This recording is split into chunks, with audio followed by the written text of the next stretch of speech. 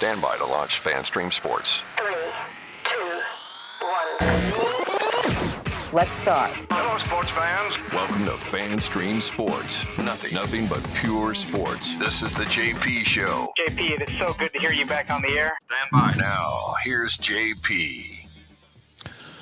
Stand by for an important announcement.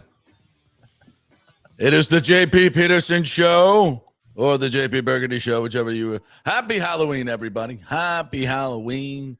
Are you giving out candy tonight? Are you? What's your favorite Halloween candy? Let's do that today. What's your worst? What do you hate? Almond Joy. Yuck. Always traded the Almond Joys. Oh, all those are the best. Fake coconut. No good. Okay. Good morning, everybody. Hope you're ready and raring to go for a big holiday show here at the JP Peterson Show. Halloween it is, and I'm dressed up like a porn star with my mustache on. And I don't know what the hell IndyCar Tim is today. I'm a broadcaster, JP. A drunken broadcaster. You a little hungover. Look like a hungover drunken broadcaster. A little hungover after that Stars game.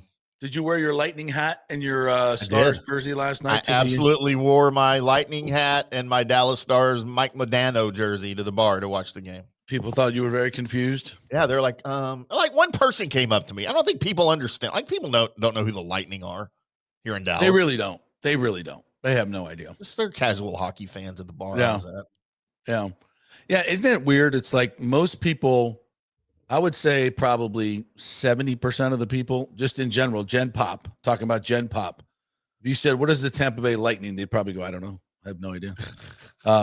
Yeah. Is it a weather conspiracy?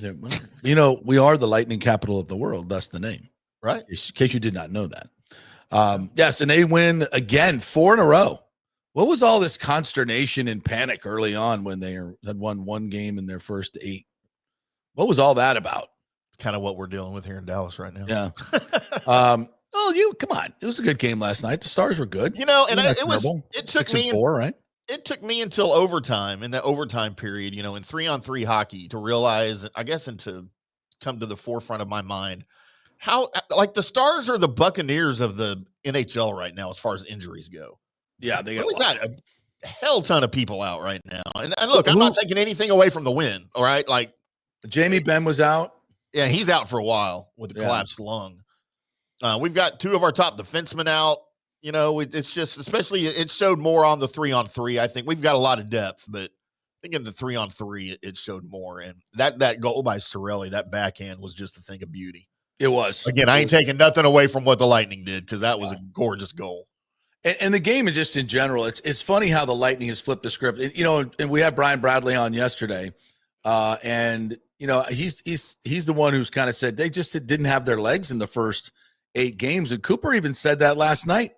He said this first month has kind of been our preseason, and we just are finally finding our legs and playing the way they're supposed to play. And they were really good on the puck last night. And the last 4 games, they've been really good with their puck possession. They've taken the danger out of their game, as Cooper said last night, and they're just playing the right way.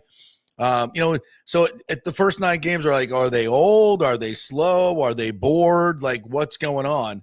And I think there was a little bit of everything there, quite frankly. Sure. I just think they were bored at the beginning of the season. I mean, when really, and we've talked about this a little bit, but when the playoffs are the only thing that matters, it's a long 6 months till you get there. I think when you've got your name etched on the Stanley Cup a couple of times and you're very well compensated and you live in Tampa Bay and your life is really, really good, it's hard to find the desperation at times to really get it going. Yeah. And it takes a little while for you to get into the season, and then you become tired of losing. And that's the great thing about these guys is they have the pride. They care. Unlike Florida State football players, they care about winning and losing. And they got sick of it, and they're like, can we just start doing this the right way? And there you have it, a 4-game win streak, and now they're very dangerous, and they're winning in different ways. If they got to score 5, they score 5. If it's just 2-1 last night in a close checking game, they can do that too. Vassie was fantastic. I thought Andra was insanely good last night. Yeah, he was really good. I mean, the Lightning came out hard and really peppered them, and they could have easily been up 2 or 3-0 in the first, but unfortunately, no one knows how to put the biscuit in the basket. here at the Emily Arena or Benchmark International Arena. And it was, but it was good hockey. It was a good hockey game. You didn't feel like, there was ineptitude. It's just they're getting scoring chances. The goalies are really, really good. They're defending hard. It's good, solid 2-1 hockey game. And they get a power play goal, and the power play has just been, that is, something that the Lightning just have not found an answer for since Stamkos left, quite frankly. Even though their power play was good last year in the regular season, it was a disaster in the postseason against the Panthers. And so far this year, I don't know what we're ranked, but it can't be very good. But we got one last night with Hagel just kind of going to the net. And I was watching TNT afterwards. By the way, I don't know if we may have the clip. We'll show it later, where Cooper and Hagel were interviewed by the knuckleheads, all dressed up. I appreciated their effort last night. It was really nice. And then Cooper kind of turned the tables on him and said, "You know what? I always get asked questions. I'm going to ask the questions tonight." And so he drilled the panel. It was pretty fun. But it was just, Hagel, and he asked Hagel, like, "Wow, this is your first power play in 118 games, power play goal. Why are you still on the power play?" It's like, well, he doesn't play. He's on the second power play. He rarely gets any power play time. So, but he got a dirty goal, and that's, unfortunately, I think that's what this power play is going to have to be. Just going to have to shoot the puck and get to the net and knock it in. There's no, it's always been the pretty passing and find a lane, but without Stamkos in that rocket shot from the circle, it's just, you got to find something different. And they've been searching for now a year plus, and they still haven't found it, but they got one last night. And then in overtime, I don't know if you have the call ready or not, but it was something that I've noticed that the Lightning are doing differently in their overtimes now is they're super aggressive on the pucks. They're not sending out defensemen as much, although Hedman was out there for a little bit, made a terrible giveaway in overtime. But Cirelli then came back and got the puck and stole the puck. They're not sitting back and waiting for them to come up the ice. They're going right to them, and they're harassing them all the way up the ice until they, especially Cirelli and Hagel are really, really good at this, taking the puck away.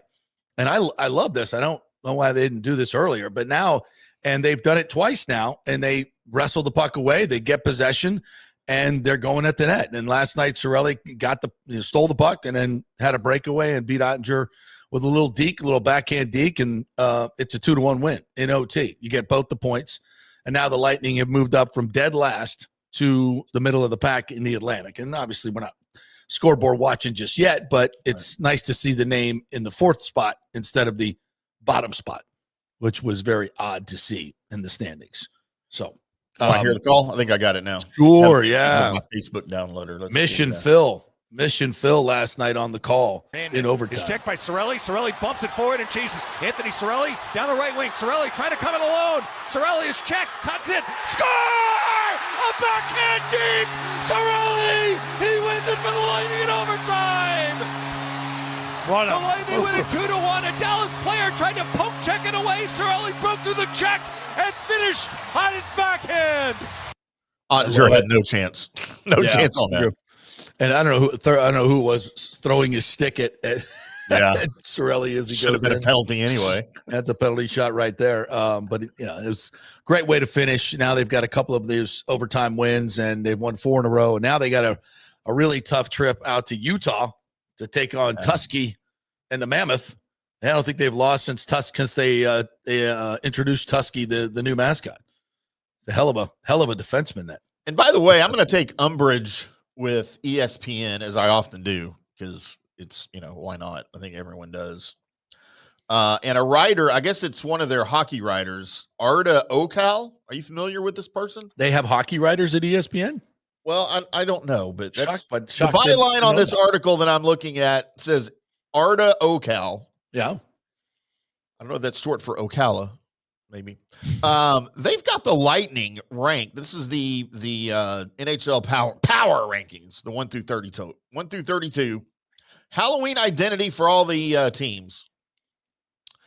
And while you've got the normal players up front, the Avalanche at 1, Devils at 2, Knights at 3, the Mammoth at 4, by the way.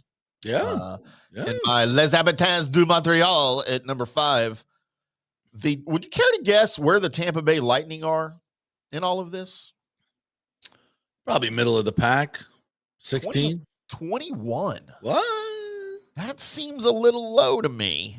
Well, now, this is before last night's win, obviously, but that's just a reaction to the poor start. And if you're going by this year, I guess that's where they should be. Frankly, I mean, they've not been a good hockey team. Well, I mean, so what is it? It's at Halloween based on how you've played this year. Yeah, that's about what they deserve. That's about what they deserve, especially before last night. And you've got a brutal schedule in that. You mentioned Utah here the next week. You've got at Utah, at Colorado, at Vegas. Yeah. That is brutal right there. Yeah, but as I mentioned on the postgame show last night, it's perfect timing. You won 4 in a row. You're really rounding into playing your game. And guys are coming back. They're getting guys healthy. You know, Gergensons comes back, and I think he's been a real key. That fourth line, Holmberg, Gord, and Gergensen have just been eating up possession time and forechecking and just setting the tone. They started them again last night. They've started them the last 2 games. And that's just what they do. They set the tone. They shut down the other line, and don't call them the fourth line. Cooper will not have that. No. The checking line, whatever you want to call them, and they were really good again last night. Since he's returned, Gergensen, that's been a really, really nice line. And kind of everything is now guys are playing with who they should, but they'll be moved around, and they've been very fast. Although Kucherov, the big boys weren't great last night, they just weren't. But the rest of the guys got it done, and it was a nice win. But I think this team reacts to playing the best. Again, they're bored at times.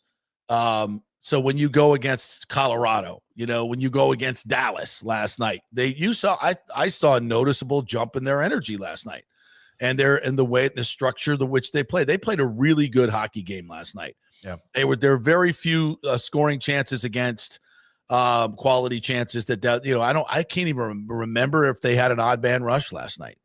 I mean, early in the season, those are 6 or 7 per period. Last night, I don't even think I can't remember one. There may have been a couple, but no really dangerous situations. And Until overtime. Well, 3-on-3 for God's sake. But within the structure of the game, and there weren't a whole lot of penalties either. Yeah. There weren't a whole lot of penalties. A very, very clean game. And but the Lightning did have to fight off that 5-on-3 for a little bit over a minute in the third period, and probably 3.5 minutes total power play time for Dallas because they got the back-to-back penalties. Right. So that was a hell of a job. The penalty kill has been fantastic, really, really good. And I don't remember too many good opportunities, even on the 5-on-3. No, and that's where Dallas is suffering with injuries right now. Is on the power play. So again, I'm not taking anything away from the Lightning and what they did last night to stop Dallas, but. It's just it was painful to watch from a starter standpoint last night. Yeah, they didn't have a lot going on. Yeah. By the way, let's you want to take a look at JP Burgundy from last night? Well, this was clearly the highlight of the evening. It was. I mean, as much as an overtime win can be, but the Channel 4 news team stole the show. This might be the greatest thing I've seen this year. I'm not lying. This is the intro to Hockey Night Live that we shot on. Was a Wednesday with Greg Wolf, Paul Porter, and Thunderbug as my Channel 4 news team, led by. Wait, is Thunderbug your mascot? Because that's Thunderbug is our mascot. Yeah. Lord. Well, it was supposed to be Steve Ferris, one of our other MCs, who actually looks much more like Steve Carell, who just like spitting image would have been perfect. Rick Tamlin, yeah. So Thunderbug had to fill in. It's pretty good. And this is the shenanigans that we came up with. It means one thing for the Lightning Vision news team. It's go time. Must be elbow wolf. Hockey Night Live. Bart. With 5-time Emmy Award-winning anchor JP Burgundy. Port Pablo in sports. Bug Undrum with the weather. And your man on the streets, Wolf Gregory. Look at that. This is Hockey Night Live, presented by TGH. That's great right there. The newsroom. Oh, my God. Yes, and then we began. That was freaking amazing. Then we began. Ice hockey in Florida? What are we doing here? It's too damn hot. This will never work. Phil, you've made a massive mistake. Turn it around while you still can. That was the open. Oh, that was so great. Yeah, we had a lot of fun with it last. And then they couldn't score in the first, so we're doing highlights. And I'm like, well, I was told you're supposed to put the biscuit in the basket. Let's see how we're doing here. Well, this Brandon Hagel fella's not very good at it. Let's try Braden Point. Oh, well, he can't do it either. I'm told this Kucherov fella's pretty good. Well, he can't find the back. What are we doing here? Bring me a scotch. I'd love to hear the players' thoughts on that. Oh, but God, I hope. And then there was the review in the second period that had. I was like, well, since no one could score, they've changed the rules to give the Lightning an extra player on the ice.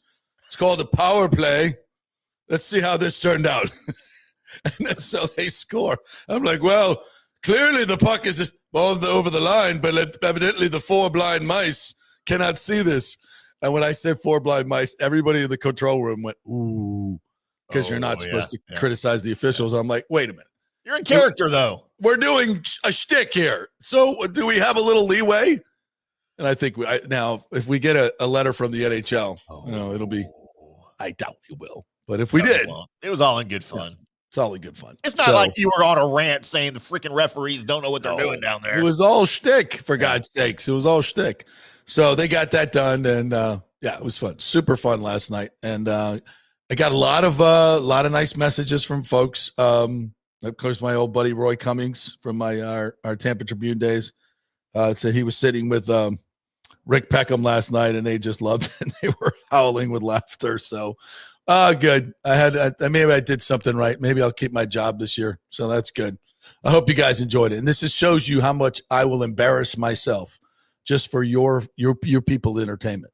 And that's and I gotta say, I really enjoyed this picture because I feel like that's not even JP Burgundy. That's just JP Peterson. He's wearing a wig and a mustache for some reason, drinking his Jack Daniels. The pocket square is outstanding, isn't it? Burgundy pocket square. It does not match the tie whatsoever. No. So great. All right. Yeah, I think maybe I could do this as like a second. I'll just do all my MC duties as Ron Burgundy. Probably be a lot better than doing it regularly. All right, let's get to the actual other stuff here today that we have to talk about. We did the Lightning game, and that was, it's good to see this team finally, playing the way we knew they can play, and that was coming, no question about it. But Nick Paul's coming back. He, as we saw yesterday, breaking news right here on the program. Brian Bradley showed us he was back in practice in the red jersey. So Nick Paul will be coming back soon. He's obviously a big piece to this. So the Lightning are going to get healthy and hopefully go on a run here. And, with the Panthers all banged up, I mean, let's not be honest. Les Habitants are at the top of the Atlantic. That won't last for long. That can't last for long. Clearly, they have no idea how to play ice hockey in Canada. They haven't won anything since 1993 when I really had hair. Yeah. God, that was such a great cup win, though. I won't lie. That felt so good. But maybe Toronto. The Blue Jays are Patrick Roy, JP. That's when we still had Patrick Roy in that. So the Blue Jays are going to win a World Series before a Canadian team. 1993, we'd have told you that the Blue Jays are going to win a World Series before any Canadian team wins a Stanley Cup. They'll win another because that's the last time they won World Series in 93. You would have said you're crazy. Crazy. I'll go you one better. I'll go you one better, JP. If in 1977 you told baseball fans in Toronto, and it had already been 10 years since the Maple Leafs had won a Stanley Cup, you said this expansion baseball team's going to win how many World Series by 2025? Yeah. Before Toronto even goes back to the freaking finals. Yeah. How about that? So, and by the way, some strange happenings in baseball. The Nationals hired Blake Butera. Is he 16 years old? He looks it. 16-year-old. Yeah. 33 years old. He wasn't even a double-A manager for the Rays. He was a single-A manager and also working in player development. Like this guy, 2017, he was a bench coach for Class A Hudson Valley. I mean, I don't, this is one of the most baffling hires ever. And I'll be interested to see how it works out. I don't know Blake Butera from anything. But I mean, it's just a very interesting hire, to say the least.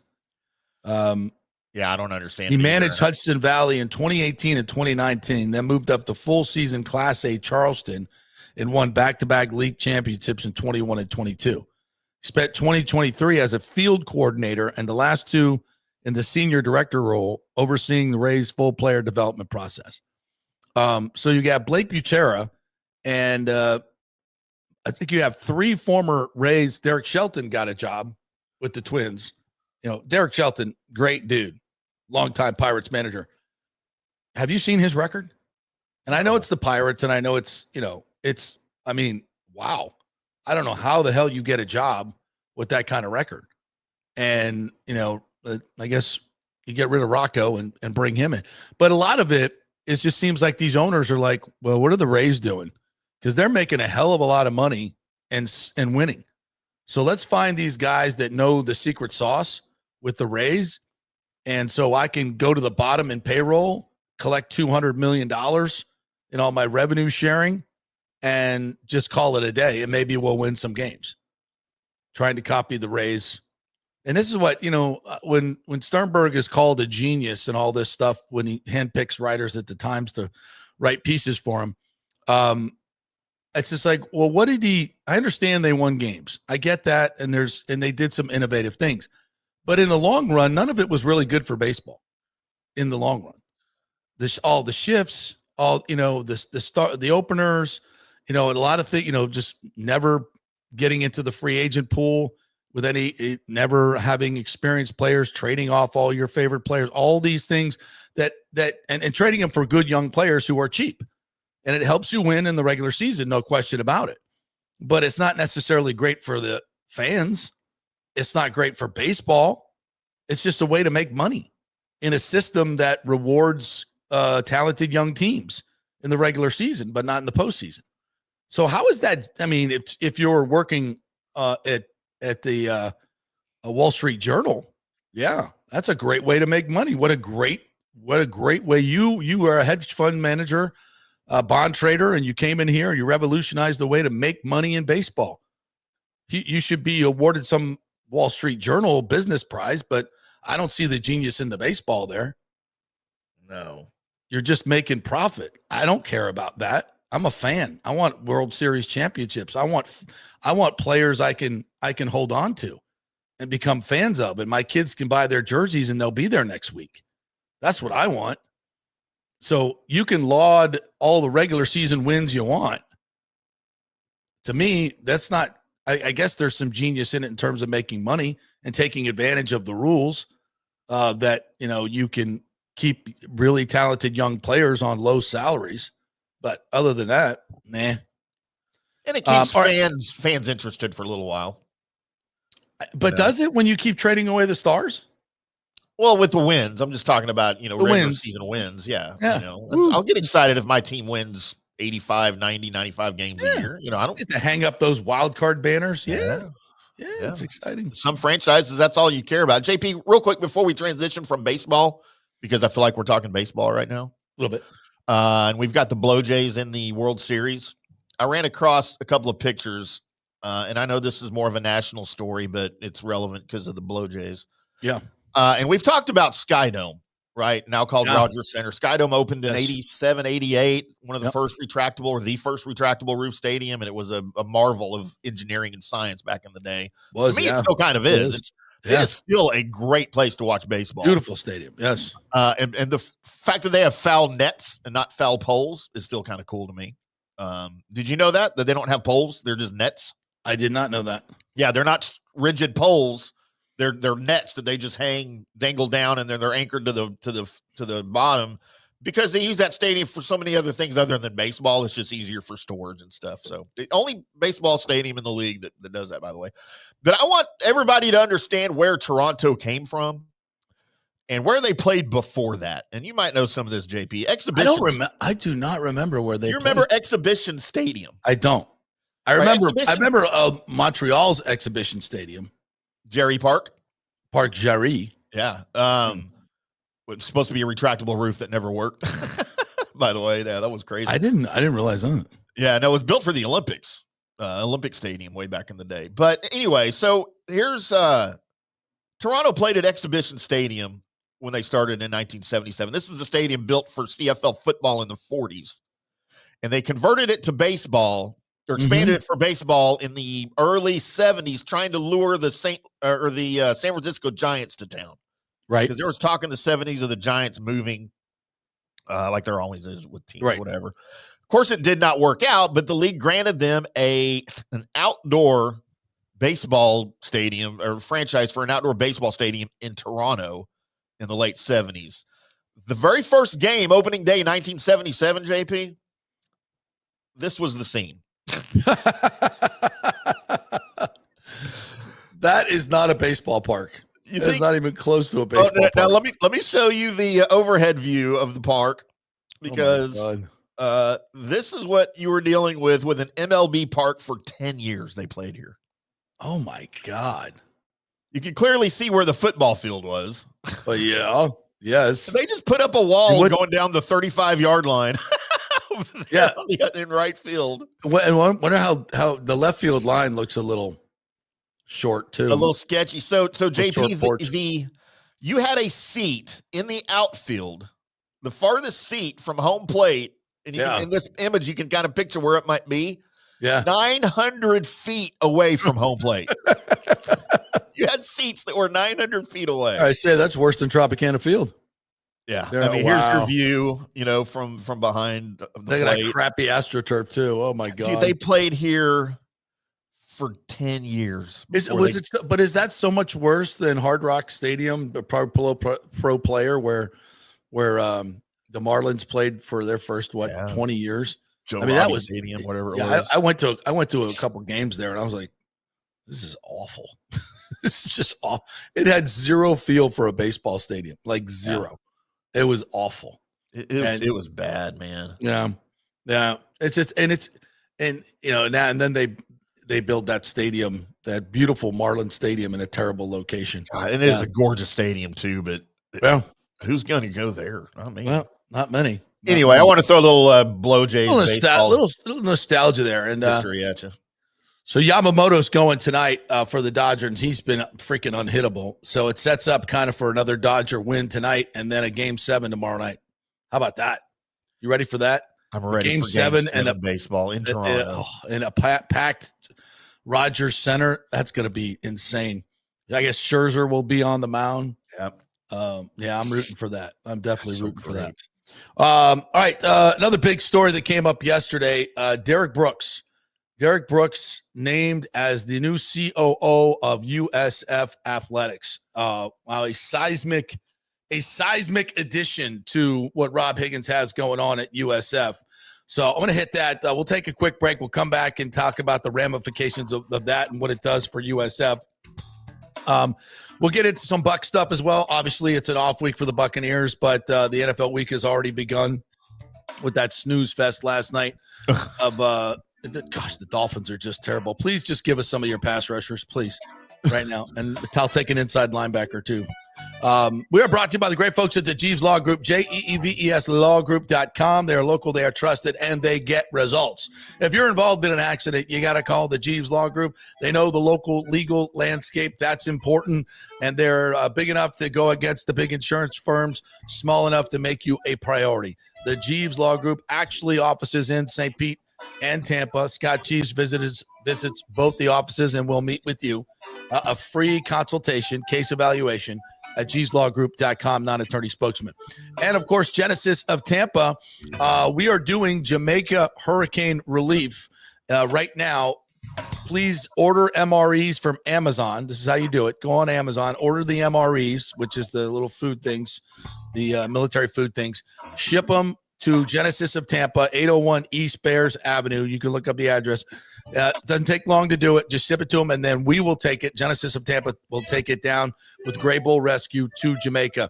You can also bring by any other accoutrement, canned goods, clothing, anything you got that you can help the folks in Jamaica who have been devastated by this incredibly ridiculous hurricane that just went through there. Genesis of Tampa, great community partner. Mike Murphy and the folks over there are awesome. And by the way, buy a new car, don't have to make a payment until 2026. So that's pretty cool too. Genesis of Tampa. Back in 3. Experience the art of driving at Genesis of Tampa, where luxury meets innovation and every detail is crafted for you. From the bold G70 to the refined GV80, Genesis delivers power, elegance, and technology years ahead of its time. Book service online, and our Genesis Experience advisors will pick you up and drop off your vehicle. If available, you can enjoy a courtesy car while yours gets a complimentary interior vacuum plus a generous offer for your trade. Every new Genesis comes with the Miracle Advantage Plan, 10 years or 250,000 miles of powertrain warranty and 4 years of complimentary maintenance. Visit us at 801 East Bears Avenue or online at genesisoftampa.com. Genesis of Tampa, luxury redefined. Italiano Insurance would like to congratulate the Bucks on their 50th anniversary season. And you know what? We've been here for every season and then some, over 60 years in business. We've seen some smart coaches with great game plans, but if you don't have flood insurance or business insurance, that's a terrible game plan. That could ruin you financially. You don't want to take that L. So call 813-877-7799 and let their friendly agents quarterback your insurance and save you big money. Italiano also sponsors our FSU report every week, so go Noles. 813-877-7799 or go to italianoinsurance.com. JP here for Riveters, our new official sports bar and grill of the JP Peterson Show. And just like our show, no BS, no corporate chain feel, just amazing, authentic folks serving great comfort food in a casual atmosphere at unheard of prices. Riveters is located just south of Raymond James and Steinbrenner Field on Dale Mabry, walking distance to the park, so free parking, great place for pregame and postgame. Let's talk about fresh food. Nothing is frozen. Burgers, wings, prime rib, roasted fresh daily, never frozen. That makes a huge difference. The mahi, the salmon, also super fresh. All our sauces are original recipes made in-house. Our Warhawk chili and fully loaded potato soup is made fresh in-house. It's the best food anywhere, served by people who actually care. Riveters on Dale Mabry, just north of 275, just south of where the Bucks and Rays play. We'll see you there. Are you looking to renovate your home, rebuild after the hurricanes, or build your dream home from scratch? Well, let me tell you about my friend Jason Fawcett and On-Site Construction. They have over 1,450 satisfied clients, 25 years of experience, over 500 designs, and a talented team of over 40 construction professionals. They believe building something exceptional begins by truly focusing on all the details, even the smallest ones. We understand that construction can be a daunting process, and we're here to make it as smooth and stress-free as possible. Quality is non-negotiable at On-Site Construction. We use the finest materials, employ the most skilled tradespeople, and adhere to the highest industry standards to deliver a product we're proud of and that you're going to love. Our project management is meticulous with a focus on completing projects on time and on budget. Your happiness is our primary driver. So give us a call at 813-579-5789 or check out our incredible website at onsiteconstructionfl.com.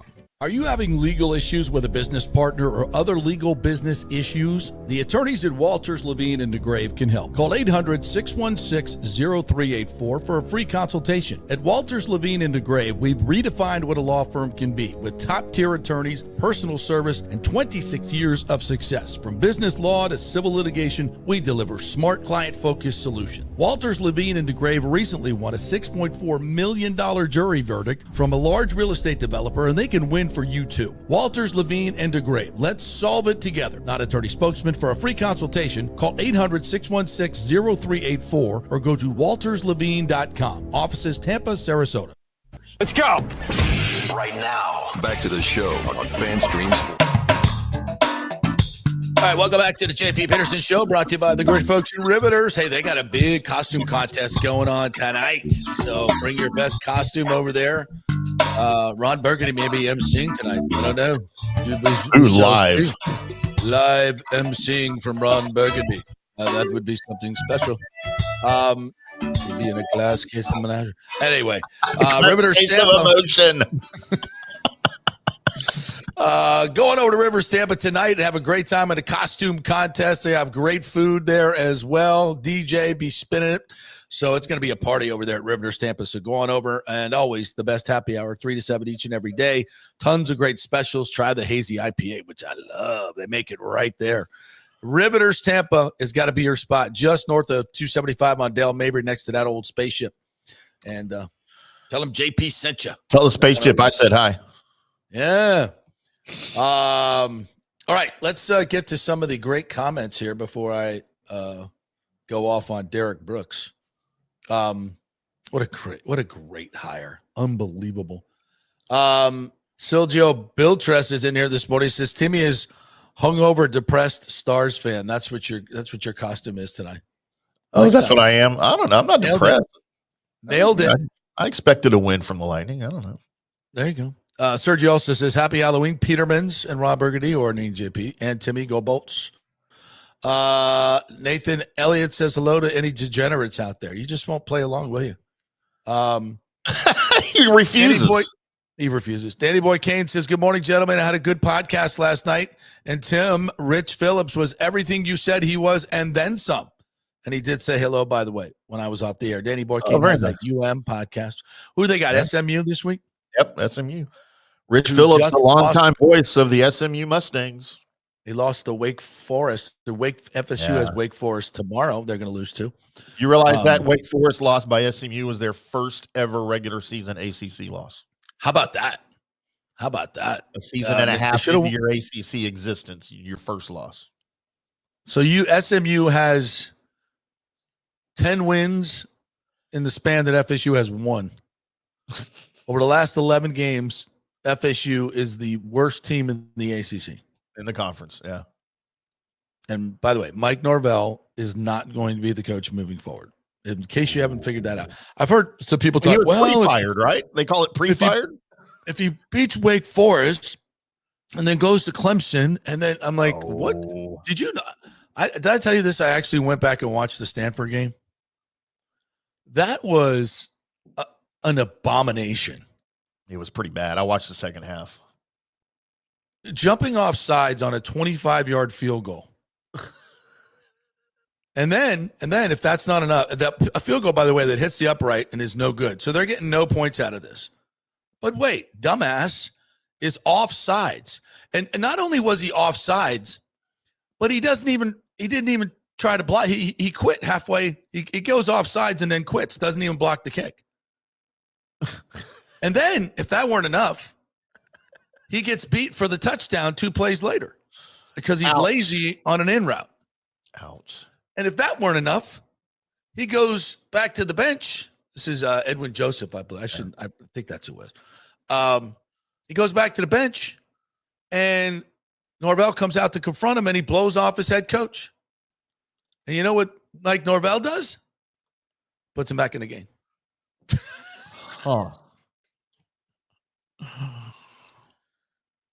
Unbelievable. And not only that, I watched their red zone. I don't think they ever even practice it. I don't even think they practice at all, really. That is the worst coach football team I think I've seen. They do nothing well. And Stanford is just bullying them. Their backup quarterback gets hurt. So now they go to third string guy, and all he's doing is handing it off up the middle. And all they're doing is just running forward, bulldozing the Stanford boys, bulldozing Florida State, getting like 4, 5, 6 extra yards after the pile stops, and then the pile moves. I mean, that is such a lack of pride. Like you're just going to let these guys just steamroll you. You're not even going to put up a fight. How do you score just 13 points against Stanford and only 3 in the second half? I'm watching. I'm like, let me see this. Let me see what the route concept is here on the goal line. Okay, everybody's running a half-ass route and nobody's getting open. And Castellanos is looking the wrong way. He's a terrible quarterback.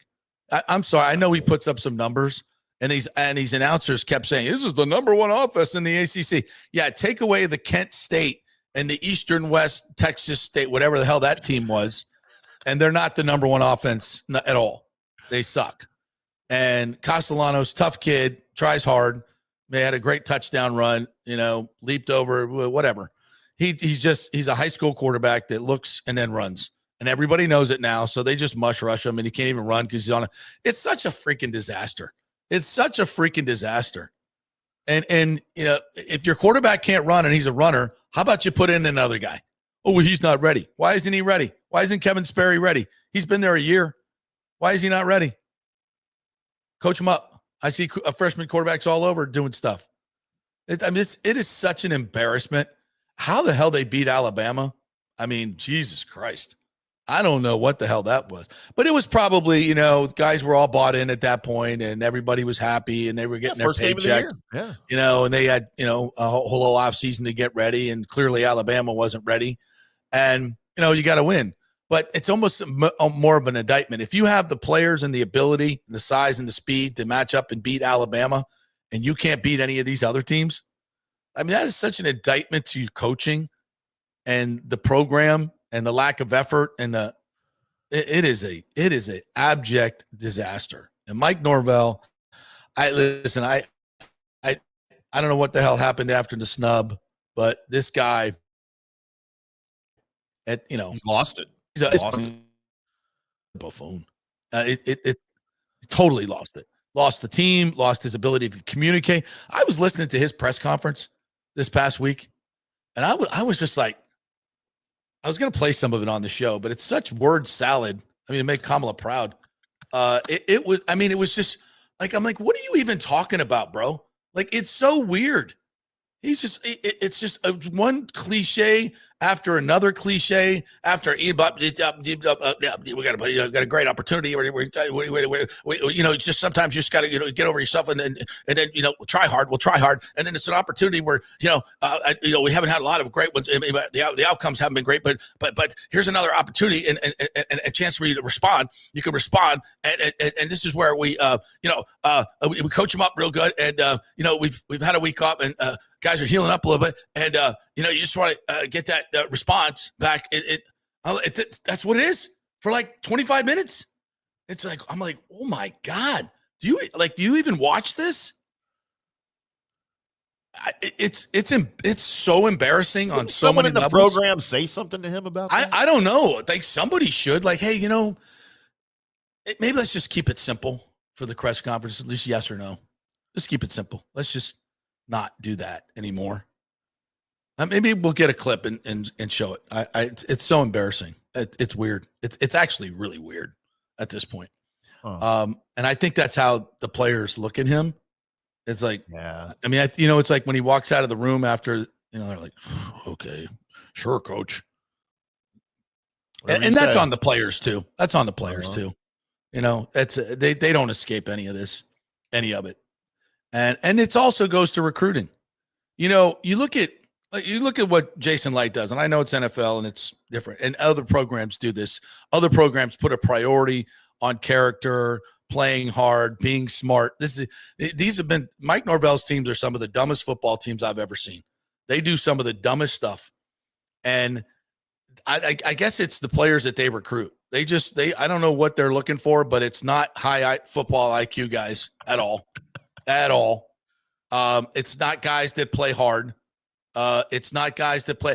And as a recruiter, when you meet the kids, you could just tell a kid that's all about, wants to be on Instagram and all this and be an FSU player and all that, but doesn't play hard and football's not important to him. You could just see the type of kid that they're recruiting. They're quitters. And they don't care about the program. And I don't care if the guy runs a 4.3 and that's what he's about. He's not going to help you. First of all, he's going to be gone the next year. Investing in the guy is a waste of time. But it seems like this is all the type of players that we bring in. It is a disaster, and leadership needs to change like now. And I understand keeping them around, but whatever. Money. How long? Okay, you make a coaching change at the end of the season. I know it depends on who you bring in and what he does. I get it. But and I don't know what the roster situation is. I don't know what their recruiting's like right now. But based on everything that you see now, how long of a recovery process in years is this going to be for the program? Well, that's the beauty of the portal. I mean, Right. it's the beauty of the portal and the massive amount of resources that Florida State pours into football. I mean, you bring in, I think if you bring in a James Franklin, I don't know why he would come here. But if you were, actually, I think if I'm James Franklin, it's one of those things where I can't go anywhere but up. They're going to appreciate me. I mean, I win 10 games here. They're going to make a statue of me out here in this place. And it's true. It's 100% true. I'll take James Franklin right now. 100%. He'd win 90% of his ACC games. And when you're losing 90% of your ACC games, that's a good turnaround. That's a good return on investment, right? Pretty good. I would take him right now because he's everything that Mike Norvell is not. He's a program builder. He's a great communicator. He's a terrific recruiter. He understands the game. He understands what it takes to win at a high level. Now, I understand he's not the greatest game coach. I get that. But you know what? You can improve in that, and you can be better. Yeah. And sometimes it just takes some transcendent players to do so. So I know all the numbers on James Franklin not beating the top 10 guys. I get all that. I'm okay with it at this point. If you can build a program, build a solid foundation, recruit players that will play hard, and he does that, and recruit NFL players, and he does that with the facilities that they now have at Florida State, with the brand that they have at Florida State, with the ACC schedule that they have at Florida State. If I'm James Franklin, that looks like a great spot for me. And hopefully FSU can hire him and let Penn State pay him. I would, if I'm Mike Alford, I'm begging James Franklin to take this job. And I don't know if he's high on the list of other places. It just seems like everybody wants Lane Kiffin. And I got news for you. There's only one of them, and he may not leave Ole Miss. Yeah, I still don't think he's leaving. Yeah. So I don't know. But I think you can turn it around rather quickly because of all those things I mentioned. There's still that's what is great about FSU. You have that brand and you have the money. They're paying top 15 NIL salaries. I mean, it's a great situation. It's a great job. You could argue it's better than the LSU job. Schedule's easier. Yeah. Not as high of expectations. We've got we've got a great fan base, but we're not crazy Cajuns like they are in LSU, and we're not toxic like they are in Gainesville. Some of these fan bases are just it's why Spurrier left. He loves the Florida Gators, but it was never good enough unless he won a national championship every year. He was constantly criticized, and that's why he went to the Redskins. And someplace, well, I think Florida State's a pretty damn good job. I think it's a better situation than those other places. I get it. It's better prestige in the SEC, but it depends on what your goals are. Yeah. If you want to win, have best chance to win a national championship, I would argue Florida State's a much better, I won't say much better, but a better opportunity than Florida and LSU. Fair? Oh, I'd agree with that. Yeah. Right? Because you're going, like, you look at that Florida schedule. There's no way you're going to a playoff with that schedule last year or this year. There's no way. Nobody's winning 10 games with that schedule. Nobody.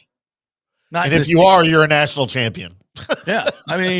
Maybe Nick Saban, but certainly not Billy Napier. But so it's if it's about getting to the playoff, hell, if you're at FSU, you should get to the playoff every year. Because if you got to figure, if you get to the championship game in the ACC, you're going to probably be in the playoff. And being the second best team in the ACC is a lot easier than even being the fourth best team in the SEC, if I'm being completely honest, when you look at that Florida schedule. Now, I know some years there are some SEC schedules where you're like, wow, that's not that hard because they're non-conference. I think Georgia played a schedule, was it 2 or 3 years ago, that was ranked in like the 60s or 70s.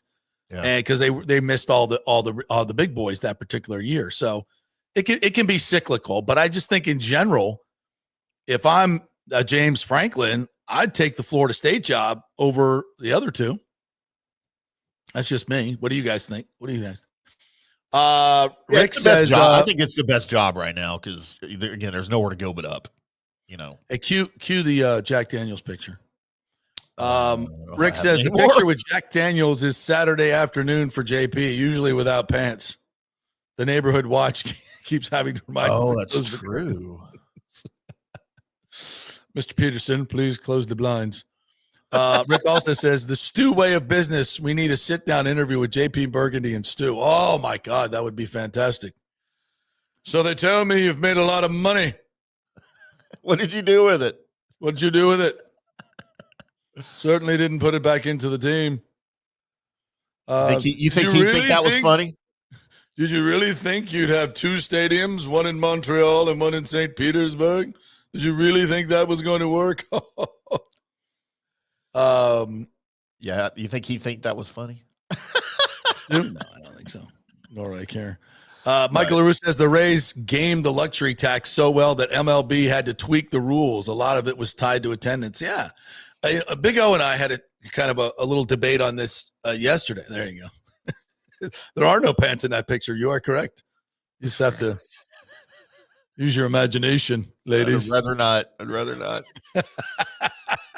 Hey, for all y'all know, I'm not wearing pants right now. That's my Halloween costume. Oh, my God. Yeah, so O and I go watch the O show from yesterday, the Big O show.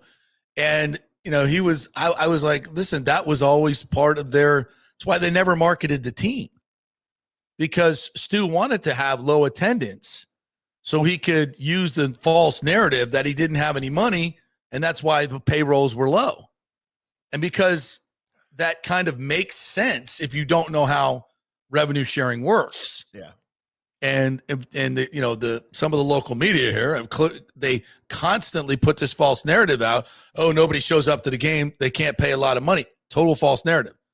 Because of all the revenue sharing and central fund money, the Rays were still spending by percentage the least or bottom three least amount in the league. They could have spent a hell of a lot more, but he wanted to hide behind this narrative. And also, if you're marketing the team, that costs money. If you're marketing outside your own little TV deal, that costs money. So he's like, why should I spend $20 million in marketing to maybe get another, 2,000 to 3,000 fans average? Because if I do that, then they're going to take away some of my revenue sharing money. So I'll just not market the team, keep the attendance low, be able to have the false narrative that I don't have money to spend and still rake in money in revenue, luxury tax. Brilliant. From a businessman standpoint, it was brilliant. And now you see other owners doing the same thing. And finally, Major League Baseball's gotten smart. And I think that's what finally pissed off the commissioner more than anything, was they finally realized how he was gaming the system and lying to them about it being Hillsborough's fault and St. Pete's fault. He can't get a stadium done. Nobody will help me, blah, poor me. And they finally realized, maybe listening to this show, that he was lying. He was lying. And he's been gaming them and the system forever. And they said, that's enough. You're going to sell the team to these folks right here who are going to get a stadium done in Tampa. Rick says Stu is nervous. No snap benefits for him tomorrow. Hey, it's not funny. I just looked up ESPN at the gym. Does Cam Newton always dress like that? Yes. Every single show. For Oh, that is what he looks like, and it bothers me to no end. It drives me crazy the way he dresses. I've told this story many times, but since Cam Newton was brought up, I don't know, it was towards the end of his career in Carolina, and Bucks were up there. I was doing a game for MOR, so I was in the Panthers locker room, or around he was moving. Yeah, he was moving from the Panthers locker room to the podium, and he was literally wearing a grandma net and a dress, grandmother's, like a grandmother dress and a net, like a hairnet. He was dressed like a grandma, and it wasn't Halloween. It was, and I just watched as he's moving through the locker room, and his teammates are just like, and they just lost. They just got their ass kicked, and it's like, I guess when you're winning, going to the Super Bowl and not diving on the football fumble, at least then it's tolerant. But when you're like a 4-12 team, and he's doing that, this is weird. I don't know that it's really ever toterated, JP. So that creates rifts and crap in your team. They may not be public rifts, but your teammates question your sanity when you do crap like that. And look, I'm not saying don't be yourself. Be yourself. Just, you know what? Be ready for the consequences if you're going to be yourself to that extent. I mean, Yeah. I'm not telling anybody to don't go dress the way you want. I'm just saying it's going to cause things. Just be prepared for that, or maybe tone it back when you need to. That's all. Right. It's the NFL. But it's an NFL. You got all these alphas in there. It's like, okay. Nathan Elliott says, has Norvell been hanging out in the same strip clubs and weed shops as Dolphin coach Mike McDaniel? Well, he didn't wear sunglasses at night like Mike McDaniels does, which is for obvious reasons. But Mike's just a weird dude. He's gotten weird. He seemed normal, but post snub, I don't know what the hell that is. Mr. King says, with the advent of NIL and transfer portal, if I'm an 18-year-old kid, why would I go to FSU when Miami and UF are there? Well, I would say, number one, Miami's just a different experience. There's no on-campus vibe in terms of college. It's like a metropolitan school. It's not very pretty. I don't know. You like palm trees, but it's not like Gainesville, especially Florida State. FSU's campus is beautiful, absolutely beautiful. And the game day atmosphere is insane at Florida and FSU compared to Miami. Now, Miami, once a year, Notre Dame comes in or Florida State comes in. It's a nice atmosphere. But playing in a pro stadium like that's half filled, it's the same thing that USF battles. Compare that to FSU, a packed stadium, freaking Osceola coming out with the freaking flaming spear. All that. The kids love that stuff. And by the way, the campus life at Florida State, very nice. And this is something that Bobby used for years and years and years. Is FAMU is right across the street. So, and it has a very vibrant college, black college life, black fraternities, sororities. And when guys came on trips, recruiting trips, they would take them over there, the black players, and they felt very much at home in that way. I'm just keeping it real. And there was that. So there was that. It was like being socially at a HBCU, but playing on Saturday in a major college football. Yeah. It's very unique atmosphere, very unique. And so it was, and it was, I think it was a recruiting advantage for Florida State, and still is. So yeah, that's why I think that's why. But pays a lot of money, and their program's humming right now. They still haven't won jack shit though. Right? No disrespect, but for 20 years since you joined the ACC, you haven't won it. So, I don't know, Mr. King, if that's so attractive for recruits. And UF, listen, why would they go to FSU instead of UF? I think their game day atmospheres are very similar. It's just a matter of preference. You don't want to play in the SEC. And again, you want to play in the SEC and get beat up every week? Go ahead. You want to come to FSU and put up some numbers? Yeah. I don't know. It just depends what you're looking for. And I think a lot of it has to do with the coaches and the recruiting, and the culture that you build. That's more than anything. And right now, no one wants to be part of the FSU culture unless you get paid a lot of money and you're just doing it for the money. I always thought going to school at Miami, and I've never been to the campus, but I've talked to people who did. Talked to Michael Irvin about going there. Used to talk way back in the day to Russell Maryland about going there, to Cowboys. Yeah. And it always got the vibe like it's like going to college at a mall. Yeah. Like you're there to do what you're there to do, but anything fun you want to do, you got to go out else. You got to go somewhere else to do it. Well, and that's back in that time. That was the whole Luther Campbell thing. They had the club across the street with the strippers. And I heard so many stories about that. All that stuff. Man, that's documented in the the documentary. And they're paying the players, and they were hanging out at the nightclub. They weren't going to school. I mean, I told you, Bobby knew all this was going on, and he never said a word. He never said a word in public. He said it to me in private, and because he knew I mentioned it to him because I knew what was going on. Some of my friends were playing down there, guys I played high school football with. So I knew everything that was going on down there, and I said, Coach, you in those times that we'd sit right before the camera started rolling, my old high school teammates is a grad assistant down there. And, you know what's happening. Oh, yeah, buddy. I know, buddy. That gummit. Everybody knew. Everybody knew. And you had to recruit against that. But you couldn't say anything publicly. But good for them. I mean, it was a definite it was a vibe, no doubt about it. Yeah, because now especially back then, you're just a few years removed from SMU getting the death penalty for pulling all that stuff. So that was very hush-hush thing back in the day. Yeah, it was a vibe, man. It was even as a Seminole, you hated it, and you hated it because you knew they were cheating. And FSU was paying their players too. I'm not saying they weren't. Sure. We didn't have a club across the street with hookers and blow, but as far as I know. Yeah, I don't know. If you did, you didn't know about it, right? I would have known about it. Let's be honest. Lonnie Wilson said the ladies should dress up as the Trop for Halloween. No top. I like that, Lonnie. I like that. And you'd have to have eau de mildew on you. Yeah, you have to stink. You have to just stink.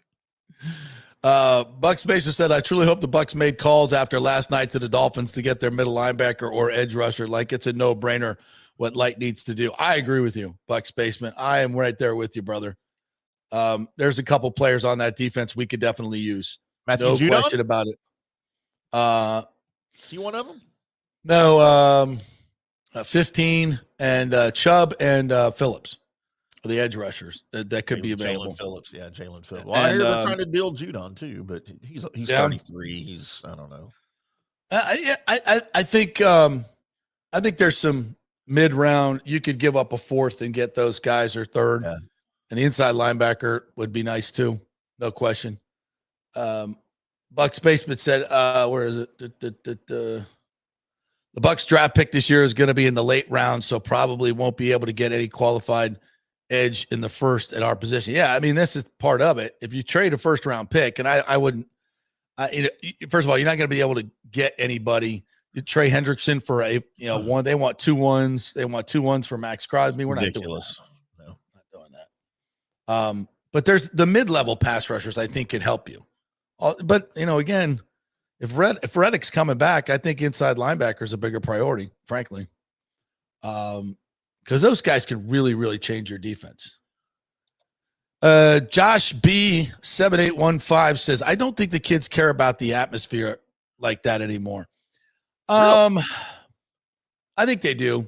When it's dramatically different, I mean, I think they do. Everybody wants to play in front of a full house. And you got to remember, Josh, that it's now if one team is offering $1 million and the other one's offered 200,000. No, the atmosphere is not that good. It doesn't matter. To your point, if that's your point, I would agree with that. But if typically the offers are going to be similar, if it's a good player, the offers are probably going to be similar. And in that sense, you've got all the other things that you're going to culture, coach, recruiter, social life, all those things I think do matter. Because now, and that's the thing, everybody can pay now. With revenue sharing, everybody can pay something. So,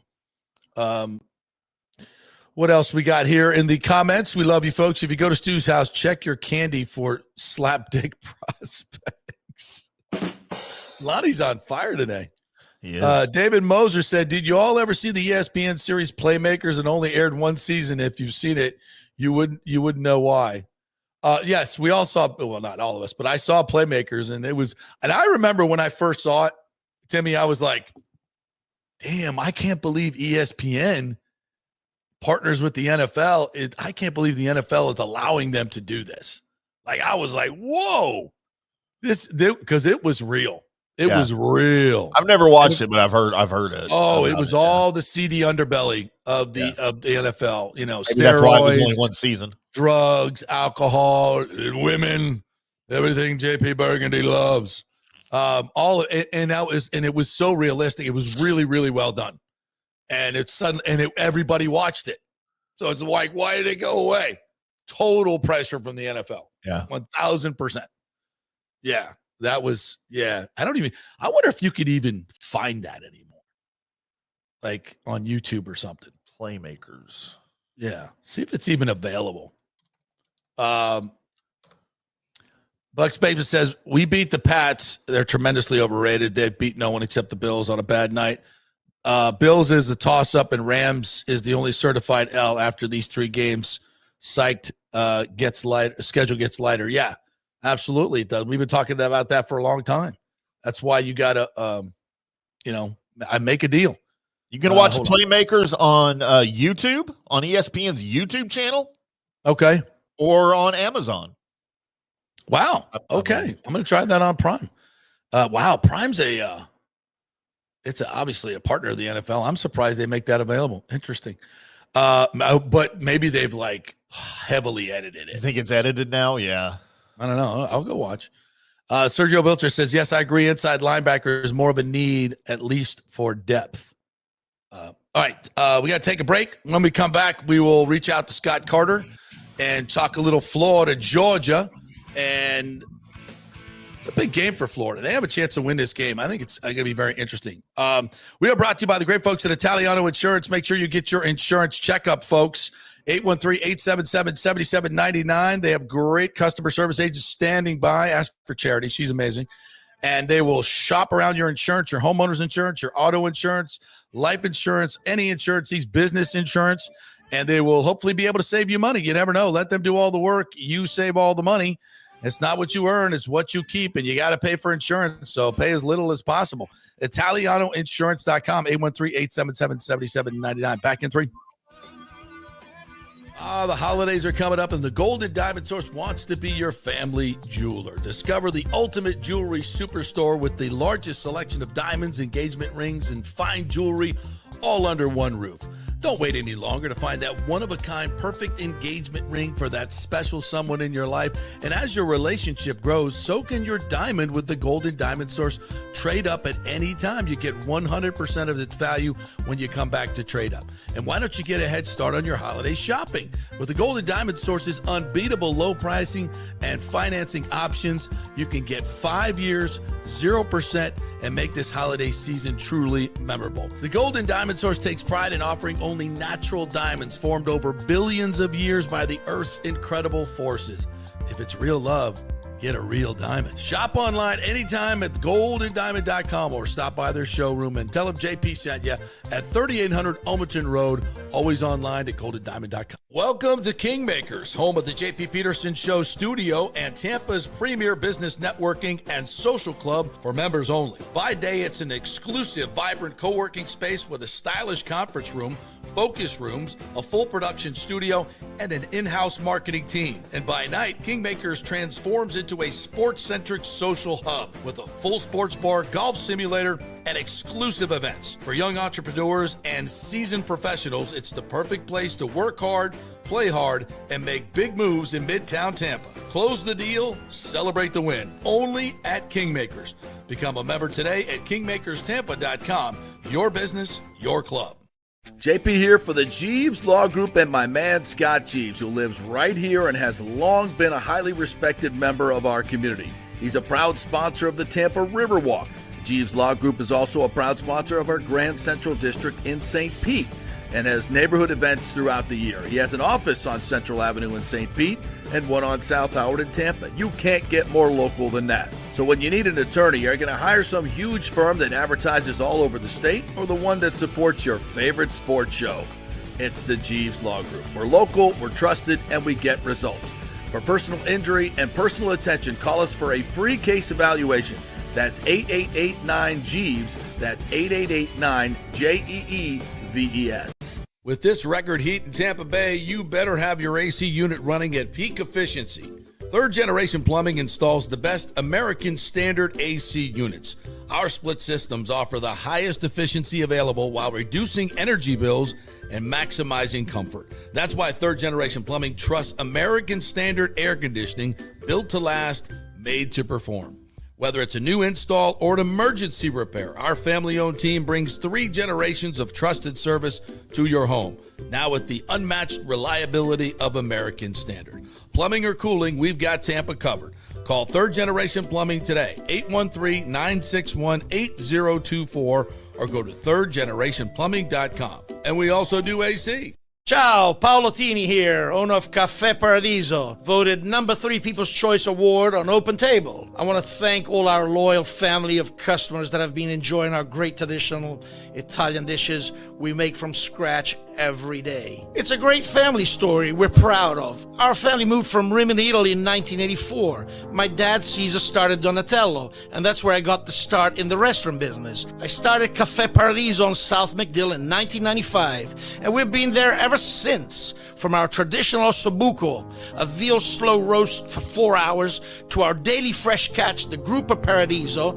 with a piccata sauce and lobster claw meat, homemade pasta like lasagna, farfalle salchicha, which is a bow tie pasta homemade with fresh sausage. Hold on a minute, JP's favorite. I love it. So come and have a glass of wine with me on South McDill. Get a reservation on Open Table and see all our 5-star reviews. Ciao, see you soon at Paradiso. Let's go. Right now. Back to the show on FanStream Sports. All right, welcome back to the JP Peterson Show, brought to you by Don'tGoUncovered.com. Open enrollment is going on right now. Make sure that you have your health insurance lined up for 2026.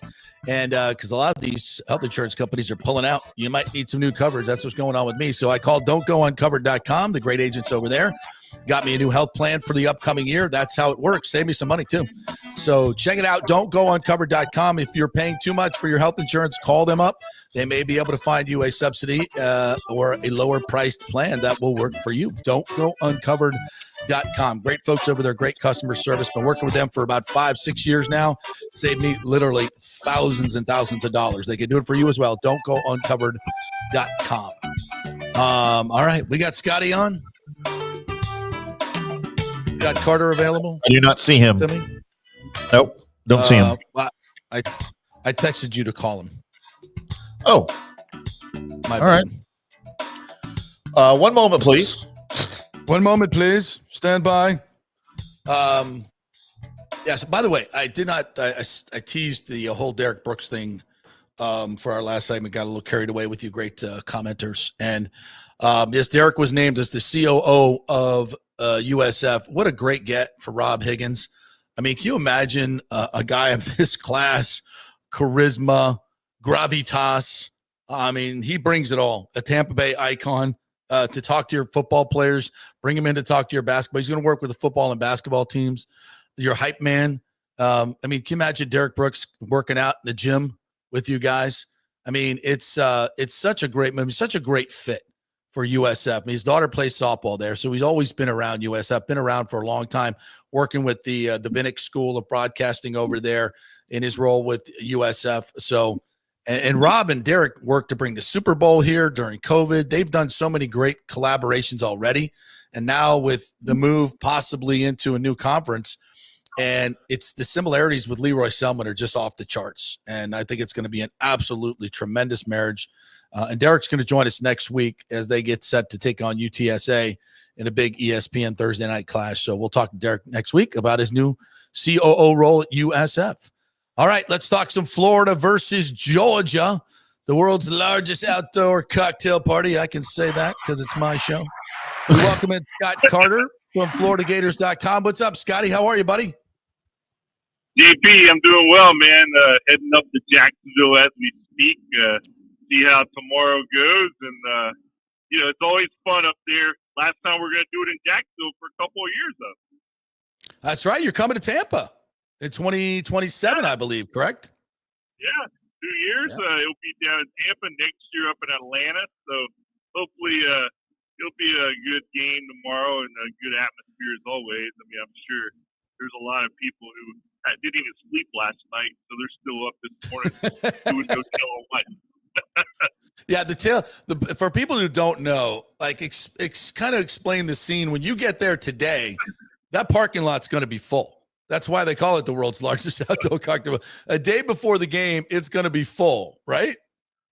Oh yeah, the RV area is, I'm sure, packed, and some people come into town, to stay all week and play golf and go to the beach or whatever they want to do, other than drink. I mean, we obviously know drinking is the number one thing. But but it's a good time, and it's just like I always tell people, it's my favorite game each year because there's no other game I've ever been to quite like it, and you like to see a good game as well. The Gators are looking to try to spoil the Bulldogs season a little bit, but Georgia's owned the rivalry lately, so it's going to be difficult. Yeah, they have. But last year's game was, I thought, very competitive. I mean, the Gators tied it up late and had an opportunity to win that game. And I think this is a better, more talented Gator team this year. And I think Georgia's defense is not what it's been in years past.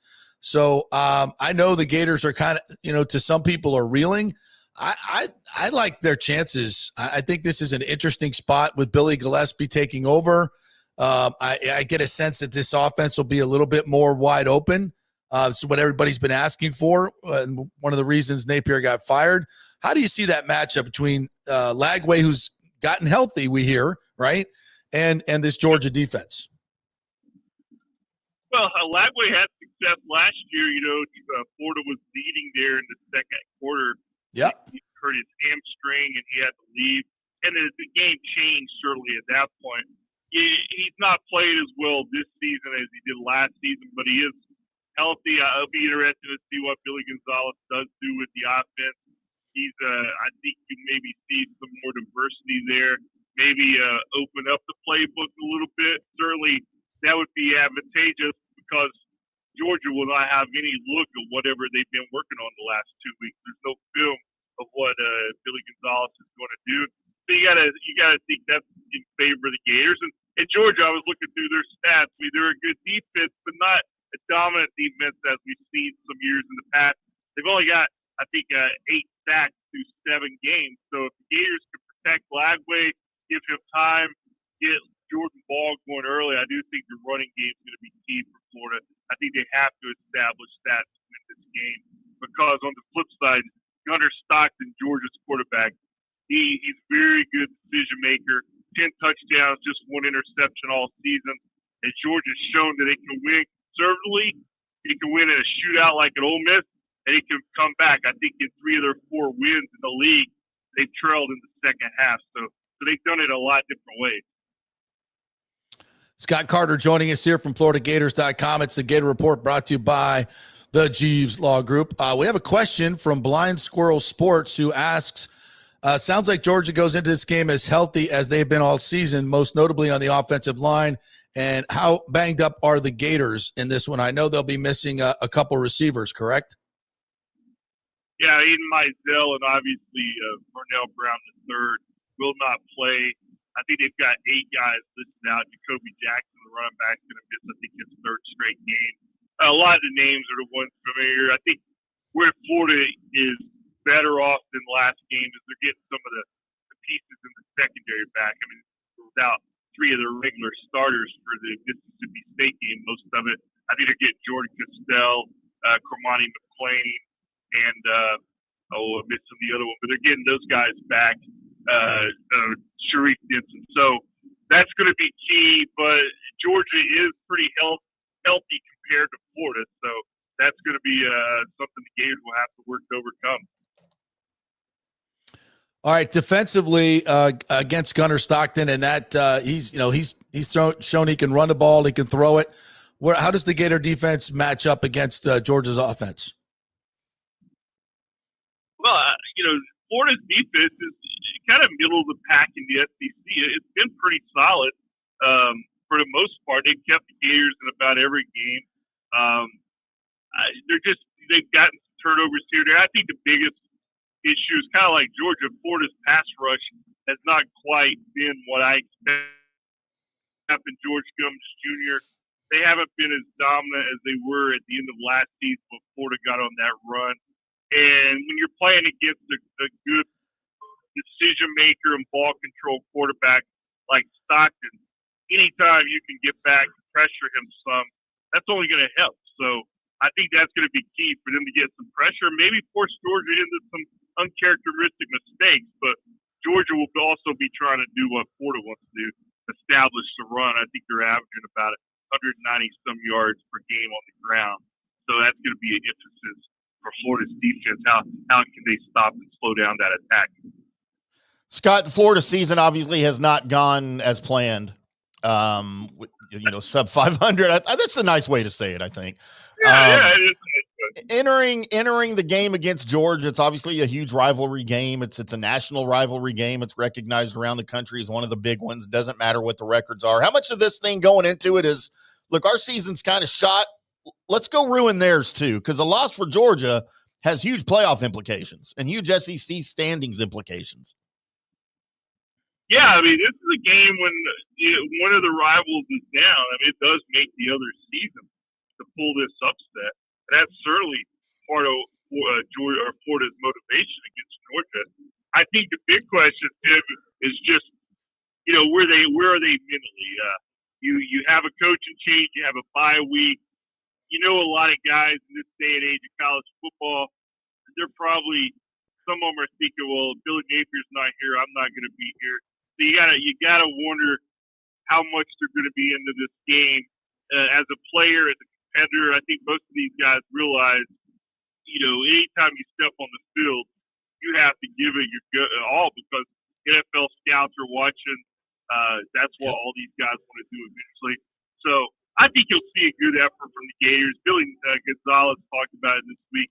He said the attitude is really good. He says all guys handle something like a coaching change mid-season differently. Some guys move on pretty fast. Some guys, it takes them a little bit to get over it. And I think that's what I'm looking for tomorrow. How do the Gators come out? I think they got to come out really kind of try to punch Georgia early and let them know it's going to be a game, because if Georgia comes out and takes control, gets a double-digit lead or something, then you might see a bad game. So we'll see. I do expect Florida to hang up with them.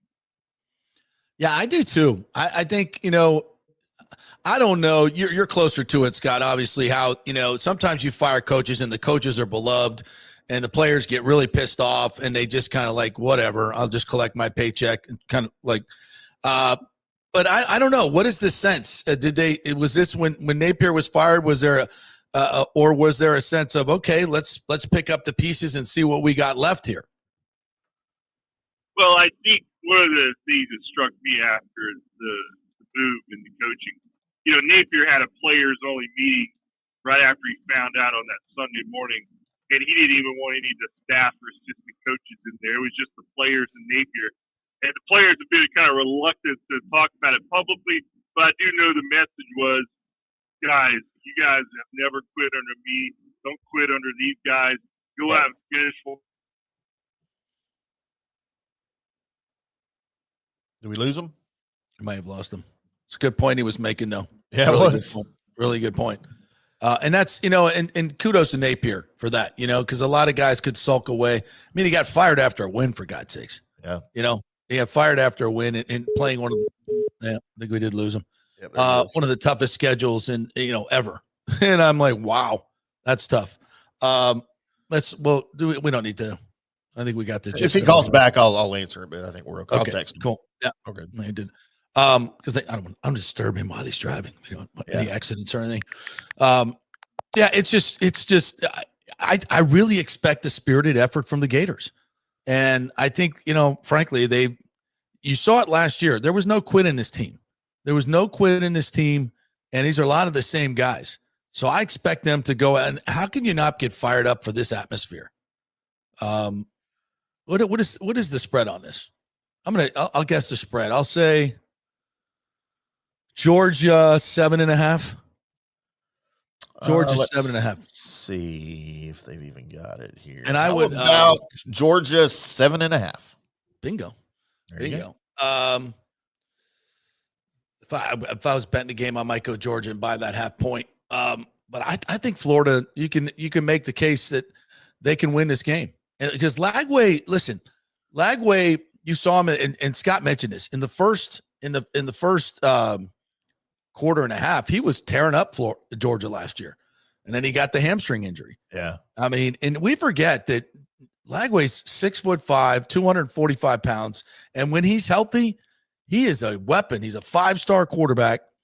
And he hasn't. And it was interesting. Gonzalez said something this week that I thought was really interesting. He said, you know, you don't get better in the passing game if you're not practicing full speed with the wide receivers. He's been the wide receivers coach with wide receivers and quarterbacks going full speed, which tells me maybe they haven't done a lot of that when Napier was coach. And now maybe since he took over, he's put a lot more emphasis. And listen, I know you're not going to revamp an offense in 2 weeks, but you can get a lot done in terms of the execution of the passing game.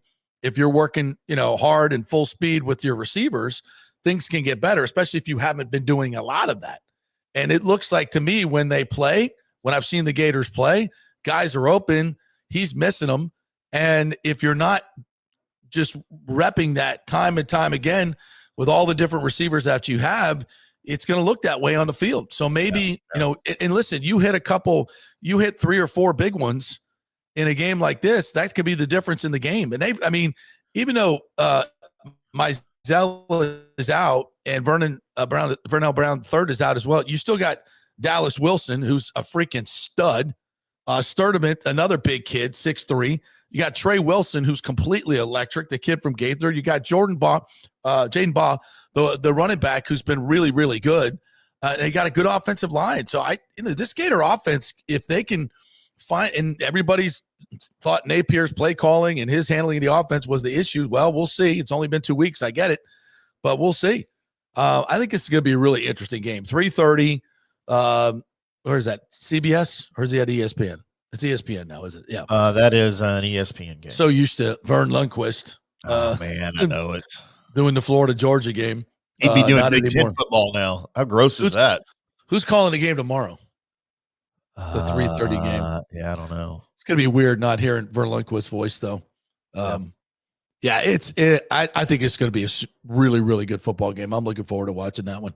No question, because FSU plays tomorrow night? I think a night game against Wake Forest.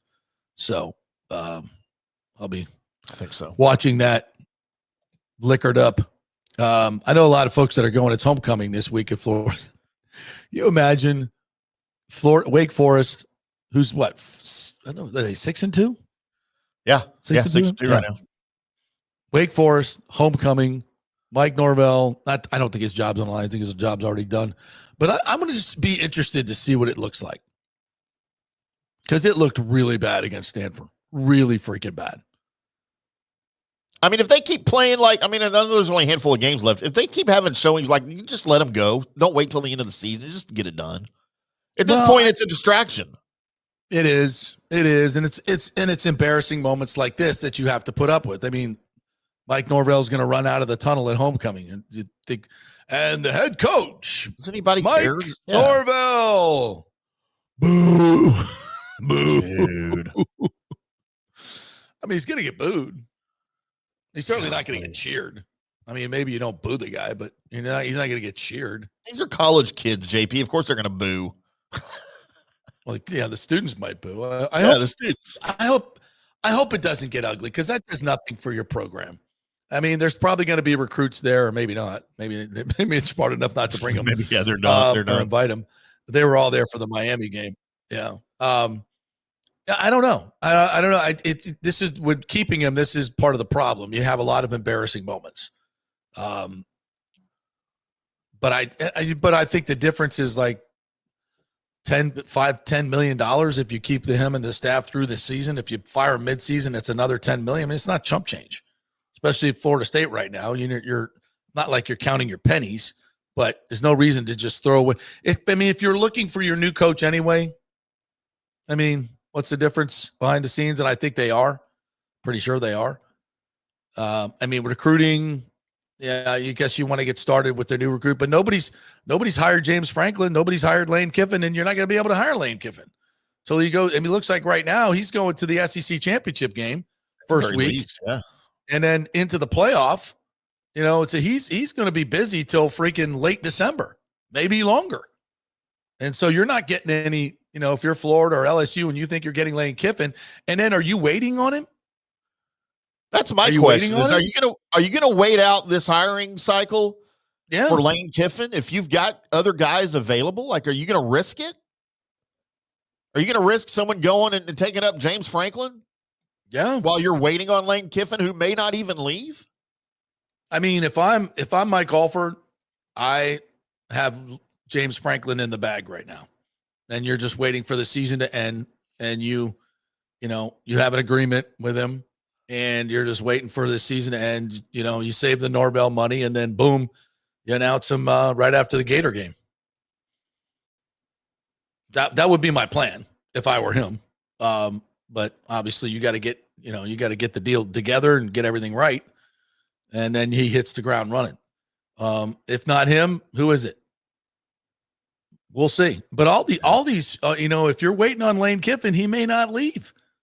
And if you're Florida, if you're waiting on Lane Kiffin, he might go to LSU. And if you're LSU, he might go to Florida. Or he might stay. I mean, but what are you going to do? Wait it all out? Then what's the use of, firing the guy early? You've got no advantage. You haven't gotten recruiting going, anything like that. So, I don't know. All right, we'll take a break. We'll come back on the other side. I want to hit the Derrick Brooks thing a little bit more. We'll talk a little World Series. And we got to talk about the LSU situation. Speaking of LSU. Yeah, I kind of kicked that off yesterday with my report that the governor's involved and said that Scott Woodward will not have an influence on the new hire. And now we know why, because he got fired, or he's getting fired. You're fired. You're fired. Get out of here. All right. We are brought to you by the great folks at On-Site Construction and Restoration. OnSiteConstructionFL.com is the website. Go check out all their 5-star reviews. And Kingmakers Tampa, this beautiful place that we are right now, KingmakersTampa.com. It is a private club, but you can become a member, and you can use this beautiful production facility we have right here. That's all part of the deal. We have a golf simulator. We have a sports bar. We have offices here, private offices that you can use, shared office space that you can use. It is a really, really cool space. So if you're a young or old entrepreneur looking for a midtown Tampa place to call home, Kingmakers Tampa is a great way to go about it. Network with some of your brethren and make a great business move out of it. KingmakersTampa.com is the website. Get a free tour. Come see me and say hello to the JP Peterson Show right here. If you come during 10 to 12, we'll let you in and see this incredible extravaganza that we have going on here. KingmakersTampa.com. Back at 3. JP here for Riveters, the official sports bar and grill of the JP Peterson Show. We're located just south of Ray J and Steinbrenner Field, so it's a great pre- and post-game spot, and the happy hour is amazing. Monday through Friday, 3 to 7. Check out these specials. $3 Bud Light drafts, $4 domestic bottles, $5 wells, $6 premium wells, $6 cocktails like margaritas. That's unheard of. And the Riveters food is freshly made daily. No freezers. Happy hour food specials include $3.50 tacos and barbecue sliders. $6 you get edamame or chips with the beer cheese, which is amazing. $8 buffalo chicken dip, my favorite. The truffle fries, chili cheese fries, also $8 at happy hour. As well as other specials throughout the week, including Taco Tuesdays, you get $3 tacos, and Wing Wednesdays, 7 o'clock to 1 a.m. in the morning, you get our amazing wings, 5 for $5 and $5 wells and wines. That's a good Wednesday night. So if you're tired of the preppy, overpriced, generic sports bars, come see the amazing, friendly bartenders and staff at Riveters, where customer service really matters. Riveters, just south of where the Rays and Bucks play. We'll see you there. Experience the art of driving at Genesis of Tampa, where luxury meets innovation and every detail is crafted for you. From the bold G70 to the refined GV80, Genesis delivers power, elegance, and technology years ahead of its time. Book service online, and our Genesis Experience advisors will pick you up and drop off your vehicle. If available, you can enjoy a courtesy car while yours gets a complimentary interior vacuum plus a generous offer for your trade. Every new Genesis comes with the Miracle Advantage Plan, 10 years or 250,000 miles of powertrain warranty and 4 years of complimentary maintenance. Visit us at 801 East Bears Avenue or online at genesisoftampa.com. Genesis of Tampa, luxury redefined. Italiano Insurance would like to congratulate the Bucks on their 50th anniversary season. And you know what? We've been here for every season and then some, over 60 years in business. We've seen some smart coaches with great game plans, but if you don't have flood insurance or business insurance, that's a terrible game plan. That could ruin you financially. You don't want to take that L. So call 813-877-7799 and let their friendly agents quarterback your insurance and save you big money. Italiano also sponsors our FSU report every week, so go Noles. 813-877-7799 or go to italianoinsurance.com. JP here for my friend Jason Fawcett, owner of On-Site Construction. They do residential and commercial renovations and new construction. As a leading home builder and general contractor, On-Site Construction prides itself on transforming homes through superior craftsmanship, dedication to client vision, and an unmatched commitment to quality and service. It's about building relationships. We take the time to understand our clients' needs, preferences, and budgets so that we can deliver a personalized experience tailored to their unique vision. From the initial designs to the final touches, we're there every step of the way, ensuring that the end result mirrors your vision. Here are some testimonials from happy customers. G. Gibson says, no hidden costs, very honest, reliable, creative, and communicates well. Reasonable and fair with their pricing, no hidden costs. C. Smith said, did not disappoint. I'm very happy with the work. This company really cares and will take care of it. So if you're just thinking about building or renovating, give us a call and let's see what's possible. 813-579-5789 or check out our website at onsiteconstructionfl.com. Are you having legal issues with a business partner or other legal business issues? The attorneys at Walters, Levine & DeGrave can help. Call 800-616-0384 for a free consultation. At Walters, Levine & DeGrave, we've redefined what a law firm can be with top-tier attorneys, personal service, and 26 years of success. From business law to civil litigation, we deliver smart, client-focused solutions. Walters, Levine & DeGrave recently won a $6.4 million jury verdict from a large real estate developer, and they can win for you too. Walters, Levine & DeGrave. Let's solve it together. Not attorney spokesman. For a free consultation, call 800-616-0384 or go to walterslevine.com. Offices Tampa, Sarasota. Let's go. Right now, back to the show on FanStream Sports.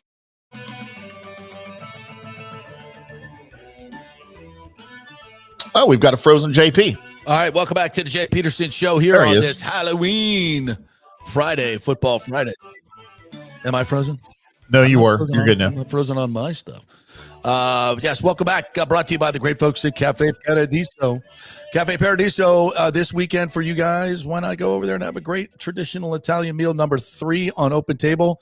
In terms of reviews, I've been there so many times, and I love the lasagnas. Fantastic, folks. The chicken marsala, amazing. The wine list. It's just a great experience. Cafe Paradiso. The moment you walk in are greeted.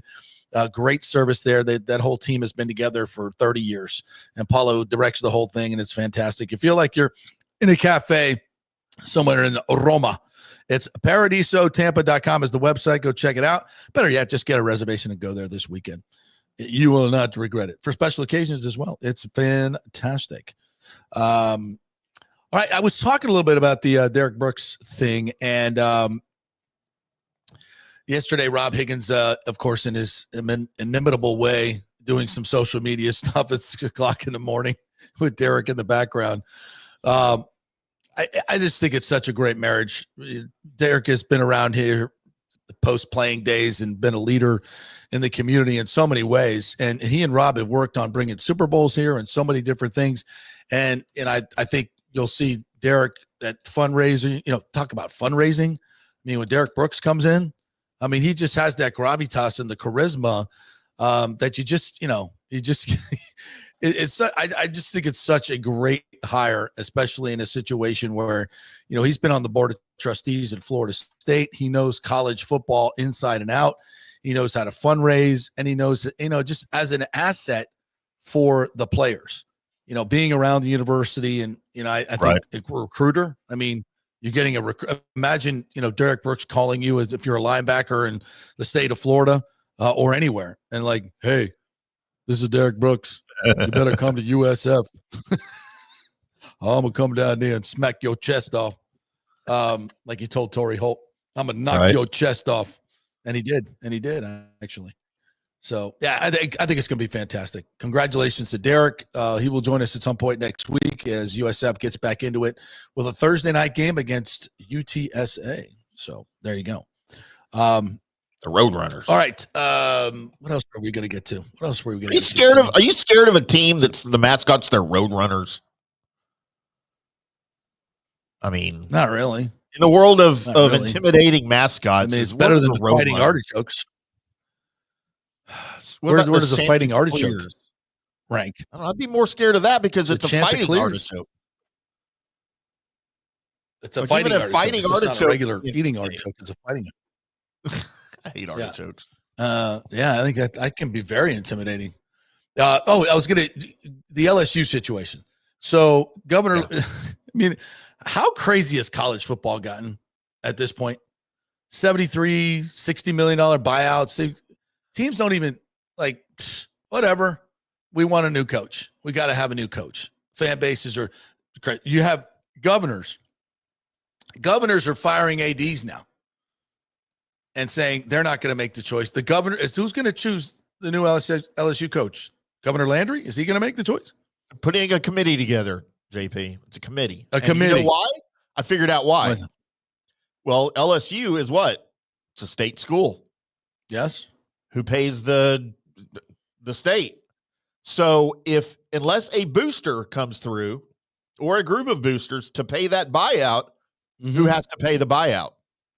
The taxpayers. So now this is yes. This is now a government situation. That's why the governor is involved, because that buyout has to be paid by the state, by the taxpayers. Wait a minute. I thought these where contracts the money comes from. Well, not at Florida State, and not at most colleges, because that's the college football coach gets paid by the boosters, by the booster organization. I think there's a portion of their salary that's just like a state employee salaries, but the majority of it comes from the athletic department, and specifically the boosters. The booster funds? That's the way I understand most contracts are done. Yeah, the booster funds. I don't know. I don't think it comes from the state. That buyout is not coming from the state. That's the story I read this morning. Interesting. And it wasn't from Bucks Nation on Facebook. No, well, I mean, I guess everything's different, and it depends on what state and what the contract says and how they handle it. But I know in most places that's how it's done, and it's done that way because of these situations. You don't want the highest paid state employee being Nick Saban, or in this case, a knucklehead coach like Brian Kelly. That just doesn't, they make more than the governor. They make more than everybody. Yeah, by light of, and if you have to do a buyout, there's no way people are going to swallow that. But I guess that maybe that's why the governor is involved. Either way, it seems silly. Crazy. It's crazy. It seems absolutely silly. And by the way, so we have a board. You're going to put together a committee or a board to choose the new coach. Jesus Christ, what's that going to look like? It's like yesterday, whenever I talked about this, and when I saw the quotes, and I said, isn't that Scott Woodward, the AD? Isn't that his main job? Again, I know there's other athletic programs involved in the university, but football's kind of the big one. The coach of the football team's kind of the big hire, right, by the AD. If he's not doing that, what do they need him for? Well, apparently now they don't, because they're letting him go. They're parting ways. And what program is going to hire this guy now? Well, he's responsible for the two biggest buyouts in the history of college football. Right. Yeah, Woodward. Yeah, the Jimbo Fisher buyout. Now the Brian Kelly. Yeah. Now, I mean, will you want to go to LSU where you don't even know who the athletic director is? So if you're trying to hire Lane Kiffin, or is it better to go to Florida where Scott Strickland is the athletic director? Right. I don't know what situation. Which begs the question: why would you leave Ole Miss if you're in a here's the thing. He won't. If you're in a situation like Lane Kiffin is right now, where money's not going to be an object, and he said, it's not going to be about the money, which is easy to say when you've made a shit ton of money. Yeah, when you have all of it. Yeah, it's not going to be about the money. Okay, great. So you don't know what the administration, you don't know who you're going to be working for in terms of an AD and LSU, and if it's a committee or the governor, even worse, who wants to be part of that? And if you're going to Florida with their quote toxic fan base, according to Tim Brando, who's going to be your boss there? Scott Strickland? Okay, how long is he going to be around for? I with his track record of hiring football coaches, probably not wrong. Basketball, not too bad. Well done. Right. But again, these are a lot of unknowns, and you're sitting here doing your hot yoga in Oxford. You got a big home. Your daughter's going to school there. You got all the money in the world. You're in the SEC. You got money to pay players. I mean, why would you leave a situation like that? And you're obviously thriving there, and let's not forget Lane's journey, at being hired by the Raiders at 31 years old. And then Al Davis saying he got conned into hiring you. The Janikowski 76-yard field goal. It was so crazy. The Tennessee disaster. I mean, it's a checkered past. And he'd be the first one to admit that he was very immature about handling a lot of those situations. Sure. And now at 50, he's a totally different man, as we all do. We all grow up. And he's thriving in that situation. If I were him, I wouldn't leave. Nope. I wouldn't leave. When you have a quality of life like that and you're the king of Oxford and you have every, and I know the family a little bit, and trust me, Lane is extremely happy. He loves where he's at. It's a wonderful time in his life, and he's got everything he could ever want and a lot of autonomy to do whatever the hell he wants to do. Why would you leave? For a lot of unknowns and a lot of pressures. You're in the same conference. You're playing the same teams. And if you're Florida or LSU and you're sitting around waiting for Lane Kiffin to make up his mind, I don't know. I think it puts those programs in a lot of limbo, and that's where everybody is right now. And it's college football is crazy, and we've been talking about this for years now about Armageddon. And listen, college football is not ceasing tomorrow. It's not going to blow up. Yeah. But it's just getting less and less palatable for longtime fans to take all this shenanigans. And from a money standpoint, good God, Matt Rule just got his contract. Rule. How about that? He's got a $90 million buyout. Matt Rule. Are you effing kidding me? Like the four conferences have got to adopt a bylaw that limits these buyouts, because clearly the ADs can't do it by themselves. And these board of trustees cannot, they're they get so freaked out by Jimmy Sexton or whoever saying you're going to lose your coach. And he's not even having that great. I mean, it's not that great a year. And Matt Rule, I think we know what he's about. I don't get it. And so something has to be done. They need to bylaw in these four major conferences where they all agree buyouts are limited to 10, 15%. That's it. You can do it. And if you're, that, or the NCAA, which I know they're toothless, but at least they could do something like that covers the entire college football scene. Right. And it's not collusion. If you agree to it and the bylaws are all done and everyone agrees to it, then, there's not like there's a coaching union that you're going to have to bargain with.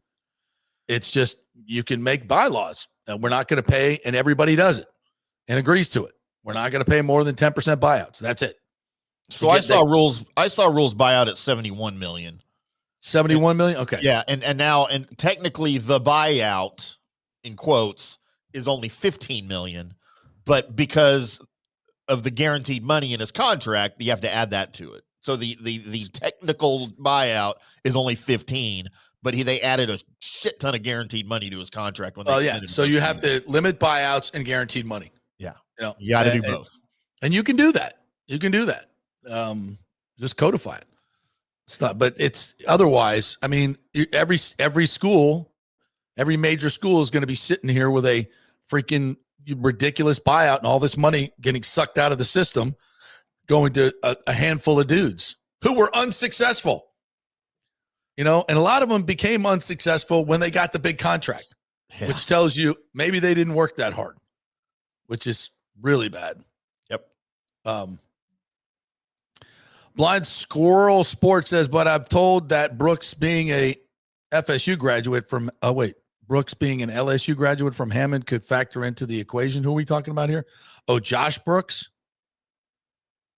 Mike Squirrel says, Michael, I've heard some Josh Brooks to LSU rumors. I wouldn't leave Athens for a lateral move that has the governor watching over my shoulder. Yeah. Again, why would Blaine Kiffin or anyone want to go to a situation like that? Rick says, why would you leave Georgia in that position for LSU? Like that thing's a mess. Yeah, it seems like it. Rick says Chief Osceola throws the spear through Norvell's chest. He immediately goes out and plays quarterback. Nice. Who? Chief Osceola or Norvell? Chief, yeah. That might draw some cheers. I don't know. Just kidding. Michael LaRue says the NFL replay system used to work well when it relied on indisputable video evidence. Now it feels like they just go with whatever New York thinks happened. Nameless New York. It is so weird right now. I don't get it. Yeah. All right. Anything else we got to get to here today? I don't think so. No Bucks this weekend. So no Bucks this weekend. Lots of free time to spend with your family or go get drunk with your friends. You make the decision. I know which one I'm doing. I got a tennis event to MC tomorrow with Luke and Murphy Jensen. Are you gonna be on the court? I might find my way out with there. One of those Madonna microphones while you're playing, and you're in your little shorts and you're. Well, we're raising money for a cancer foundation. Very nice. And it's really quite an incredible story. So I'm looking forward to that. Yeah, Luke and Murphy Jensen will be out there at Avila tomorrow. Invitation only, so don't try to come over there. Damn it. Yes. It's gonna be a lot of fun. We've got all the pros from the big clubs from Avila and Palmacia and Cheval are going to be out there playing in a challenge match. We're going to have some Florida Southern guys going up against the University of South Florida guys. So we'll have a bunch of exhibition matches, and then the Jensen brothers, who are hilarious. So I won't be having to do a whole lot of talking, and we'll be raising money. So that'll be a lot of fun. And then did they ask JP Peterson or JP Burgundy to come do this thing? Yeah, that's the thing. I think after last night, they may want to hire my alter ego because he's much more entertaining and much more funny than me. Yeah, probably raise a hell of a lot more money too. But and drink more. I don't know. It should be a good weekend. And Sunday, today I got scotch. Today Palmacia is finally opening up after a 9-month renovation. Our club is finally opening up today. So we got a shotgun at 1:00. I'll be spraying the ball all over the realm as I normally do. But it's going to be super fun to be at our new golf course. So excited! Nice. So playing Friday and Sunday too as well. Looking forward to that. By the way, Blind Squirrel Sports, welcome to the channel. He says he's new. Welcome in. We're glad you're here. And all Thank you very much. That are new. Yep. Yeah, and we've done. Man, I heard some stories last night that. For those of you who don't know, our channel is growing exponentially, and although you may see some particular individual places where it says 200 views or 180 views or whatever views, we have literally hundreds of platforms that this goes to, and it also goes not only as a live show, but it's watched as much, if not more, after the show. So for those of you not learned in this and they're spewing bad information about our show, we get a lot of people that watch the show, and we're very thankful that the numbers are what they are. So we really appreciate it. And the social media impressions, it's been a really, really good run, especially during football season. So thank you all. Blind Squirrel Sports, we have more people joining each and every day, and not only watching but commenting and becoming part of the show. That's what we really love is the interaction that we have with you guys. That's why we spend so much time answering your comments and your questions and you guys being part of the show. So, at old sports radio, we used to do it on the phone. This is a lot more fun and a lot more controllable, frankly. I love it. And we love what you guys bring to the table. So we thank you so much for being part of it. And I get, I was on a conference call this morning for the tennis tournament, and one of the ladies on there was like, "Oh, my husband listens to your podcast all the time, and he's so excited that you're going to be the MC." And I don't say that to gloss myself. It's just that I hear this all the time, and we see the the people are watching and listening, and it means so much when people say that. It really, really does. So we thank you all for being a part of it and listening and watching and all that stuff. So, and for all of you new people, make sure you head over to fanstreamsports.com for other great content, because it's all over the place from all over the country. When we want to make sure you see all of it. So and we And the new website is kick-ass, Timmy. You especially have done a fantastic job with our new website, and Josh and the whole team. And we're ever growing as well. Yep. So if you can't go there, obviously the Times Space site is behind a paywall. So if you want all the local stories, and we cover like all the local stories each and every day on this show. So we're not just a Bucks podcast, just a Lightning podcast, or just a anything podcast. We're a Tampa Bay sports podcast. So if you want to catch up on Tampa Bay sports every day, you can just go to fanstreamsports.com and watch this show. And we also have tons of articles on there as well. So don't worry about the paywalls. We're free. We're free. And thanks to all of our great sponsors who make that possible for you. So big thanks to all of our great sponsors, including Genesis of Tampa, by the way. Please, please, please. Our Jamaica Relief Fund is going on right now, spearheaded by Mike Murphy and Genesis of Tampa. Mike was going to be on the show today, but his plane got canceled out in New York. So we want to pass it along again. You can go on Amazon and buy the MREs and have them shipped to Genesis of Tampa, 801 East Bears Avenue. And I know there's other relief funds out there, but trust me, folks, this one is going to get it directly to the folks in Jamaica. They're working with Gray Bull Rescue, which is a really, really great group of folks that do rescues all over the world. And they take this money and take all the goods, and you can bring goods over to Genesis of Tampa, 801 East Bears Avenue. If you got some extra clothes, you got some canned goods, bring it over, and Gray Bull will fly it down there. Genesis of Tampa will fly it down there for you. So if you want your money to go directly to the folks and help them directly and not to the Clinton Foundation or some of these other places, this is how you do it. Gray Bull Rescue, Genesis of Tampa, really helping out the folks at Jamaica who got hammered. Man, that thing had 185-mile-an-hour winds. Yeah. Oof. Alyssa was 30-foot storm surge. Damn. So, yeah, people desperately in need. And thanks to Genesis of Tampa for spearheading this. It's really cool. So go buy a new car there, by the way, if you're in the market for a new car. No payments until 2026. All right, thank you guys for watching. Have a great Halloween. Be safe out there, kids. None of that unwrapped candy. The weird dude down the street. Don't do that. That's why I always throw just little sealed bottles of liquor in all the kids as they come to my house. Absolutely. Yeah, that's a great idea. So enjoy your Halloween, folks. We will see you on Monday and over the weekend through social media as well. Have a great weekend.